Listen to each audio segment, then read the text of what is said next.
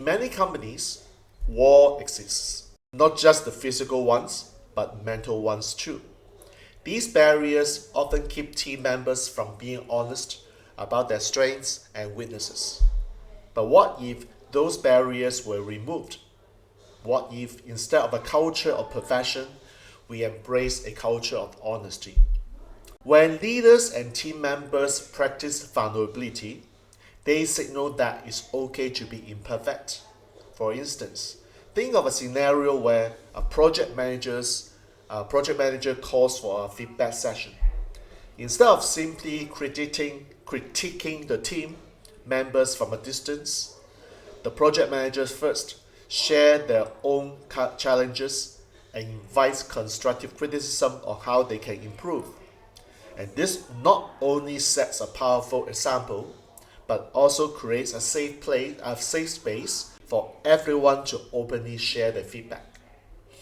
Imagine the impact on your team when you hear a colleague say, "I really appreciate that you're willing to show your challenges because it makes me feel comfortable admitting my own struggles." And that moment of shared vulnerability can be transformative. It diminishes the fear of judgment, making it much easier to ask for help or admit mistakes. And suddenly, honesty is not met with criticism, but with the spirit of supportive collaboration. One of the most liberating aspects of vulnerability is the acceptance of imperfection.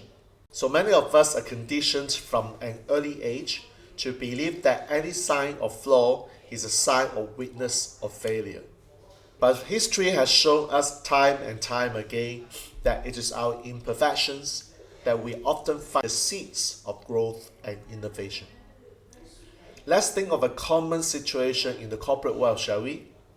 A brainstorming meeting where new ideas are flowing, but every suggestion is immediately weighed against the possibility of failure. What if instead the meeting starter begins by sharing a story of a past project that didn't go as planned?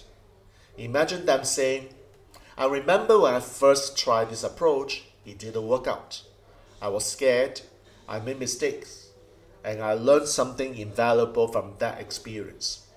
And that kind of admission not only humanizes the process, it also encourages everyone else to view their missteps as opportunities instead of threats.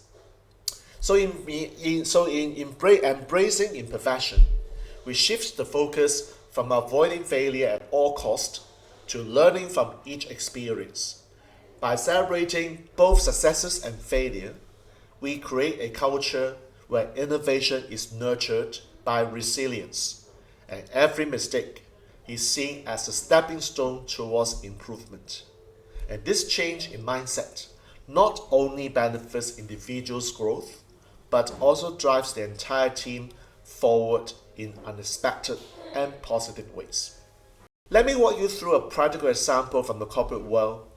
So picture a team. Picture a team meeting during a particularly challenging quarter. Sales numbers aren't where they need to be, and the atmosphere is intense. In the midst of this, the team leader gathers everyone together and starts the meeting by saying, "I know things haven't been easy lately, and I want to share that I'm feeling the pressure just like you.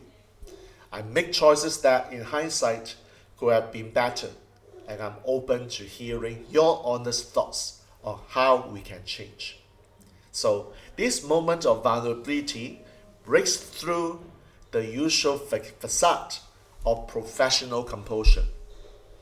Team members, knowing that their leader is not only aware of the issues, but is also willing to admit to their own shortcomings, become more open. They begin sharing ideas on how to boost morale, improve processes, and support each other better.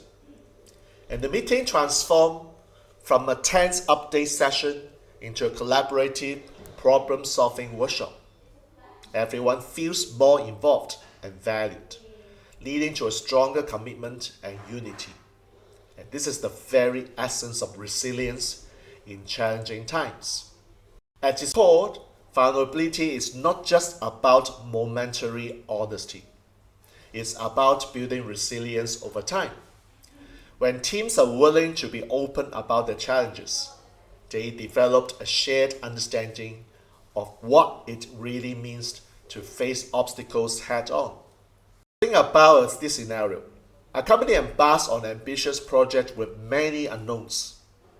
When the inevitable hiccups occur, a team that has built the culture of vulnerability is better equipped to navigate these challenges.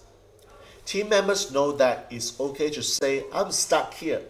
I could use a hand. They are not burdened by the pressure of appearing flawless. So instead, they are united by the common goal of learning, growing, and ultimately succeeding together. And this is the kind of environment that cultivates resilience as it transforms the setbacks from personal failures into sharing learning experiences. It encourages everyone to pull together, share ideas freely, and provide mutual support. Instead of the silence of isolation, you get the rejuvenating murmur of collective problem solving where every voice matters. And that's how true progress is made.